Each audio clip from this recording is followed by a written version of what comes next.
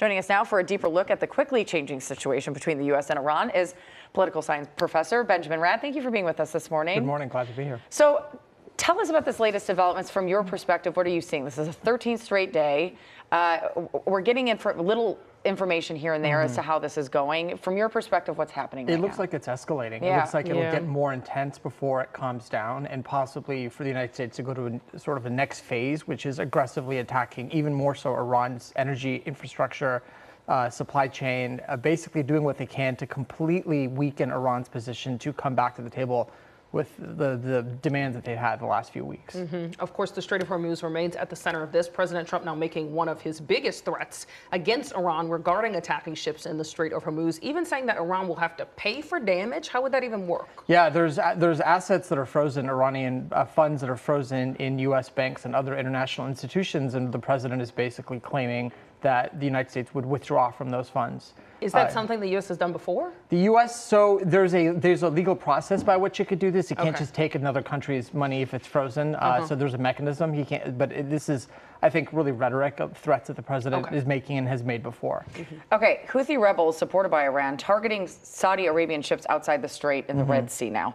The U.S. starting a possible nuclear deal with Saudi. Can you please take me through what's happening? Yeah, so the Houthis, actually this morning, they made a statement. They're saying that their beef is with the Saudis because the Saudis attacked one of their ports or their facilities. So they're saying this is not an attempt to control or manage the Red Sea or the passageway in the Arabian Peninsula. Now, going back to the deal the U.S. made with the Saudis, it's basically to provide the Saudis with the capacity to develop their own domestic nuclear energy. And the concern with that is great. The United States does that. It did that with the UAE. It does that with other states. But what are the Saudis allowed to do? Can they enrich their own fuel? Usually it's not, with the UAE that was not allowed. With most countries it's not allowed. But initially there were provisions, allowances that the president made for the Saudis that he didn't grant to other countries. That raised concern. And then now he's put this condition on there that in order for this deal to be valid, the Saudis need to normalize relations with Israel. That came out of nowhere. So a day later, he sort of tacks that on. We don't exactly know what's in the deal because it hasn't been released yet. Right.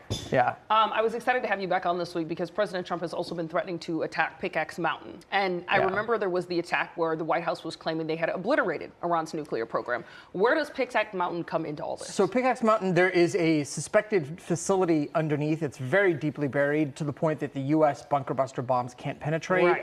And what the U.S. has done is blocked passage into the mountain, so the Iranians can't get in and out.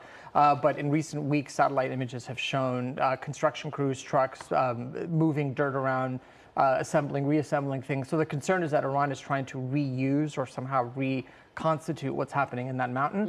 And there's something in there, whether it's the highly enriched uranium or other capacities and capabilities that the U.S. wants to weaken. So but again, the only way in is basically to get there physically. You can't bomb your way into that structure. Interesting. Well, and I was reading this morning that Iran's building back much faster than people anticipated in many different areas. They are, and only to possibly see it destroyed again. But regardless, they're committed to trying to reconstitute what was destroyed. What does that say? It basically says that there's a resiliency there, that the only way to really permanently set that back is to physically send troops in and dismantle it from locally rather than from the air. Which would mean boots on the ground. It would mean U.S. forces being deployed. Yeah. Right. Okay, well, Benjamin, there's so many new developments every single day. It seems every hour. So thank you for being with us to break that all down. Thank you.